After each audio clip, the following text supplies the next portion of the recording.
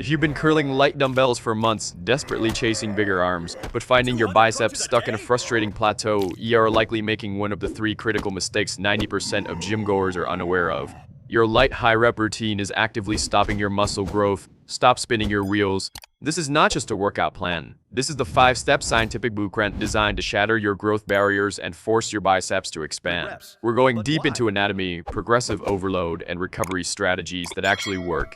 And we will start not with the exercises, but with understanding the foundation, because if you don't know what you're hitting, you're just throwing darts in the dark.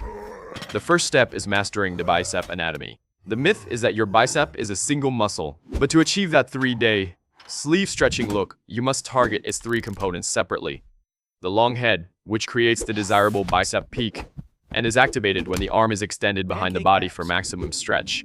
The short head, which lies on the inner side and contributes most to the overall thickness when your arm is in front of the torso. And finally, the often forgotten brachialis, the powerful muscle that sits underneath the biceps.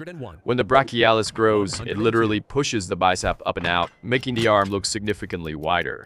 Training all 3 components is non-negotiable for complete development. But understanding the target is only half the battle now. We must discuss the fuel and the force needed to stimulate these fibers.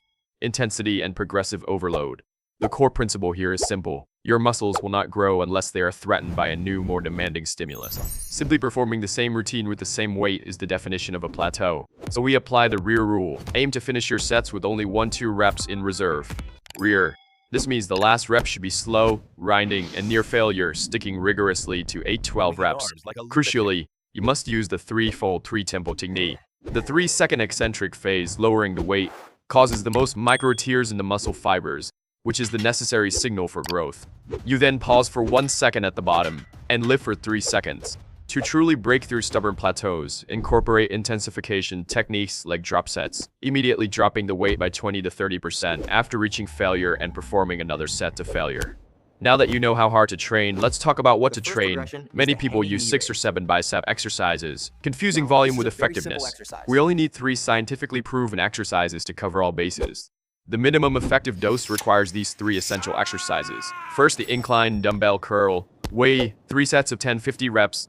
Zit your primary tool for hitting the long head, the peak, because the incline chair places the arm behind the torso, maximizing the stretch. Second, we use the standing barbell curl, or S-bar curl, by 3 sets of 8-12 reps. Gonna focus on overload and the short head, the thickness ma, as this allows you to lift the heaviest weight while keeping elbows pinned. And finally, the seated dumbbell hammer curl at 3 sets of 12-50 reps, essential for the brachialis, the weave, utilizing the neutral grip to isolate that underlying muscle. Remember, train your biceps twice per week with 48-72 hours of rest, but even the perfect workout, perfectly executed, is useless without the necessary building materials.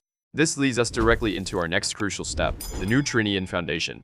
The harsh truth is that muscle is built outside the gym. You must hit your protein imperative. Aim for 1.8 g to 2.2 g of protein per kilogram of body weight daily. This is non-negotiable for muscle protein synthesis.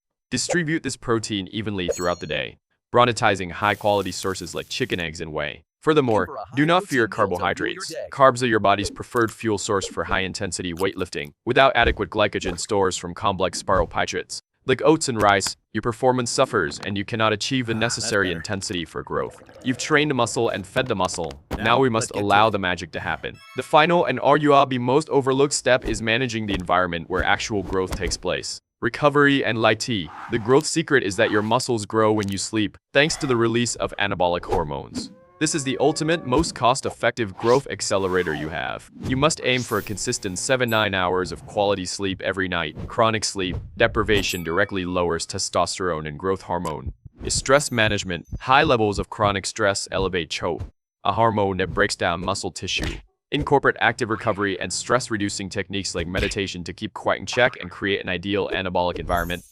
We've covered the complete route from anatomy to rest to consolidate everything. Here's a final summary. 1. Understand anatomy. Hit all 3 heads. 2. Use progressive overload. Live by the 8-12 rep and rear rule. 3. Master the 3 essential exercise. 4. Fuel growth. Hit your 2 go per kilogram protein target daily. And 5. Prioritize sleep. Get 7-9 hours to maximize anabolic hormone release. Consistency is the bridge between this plan and the result.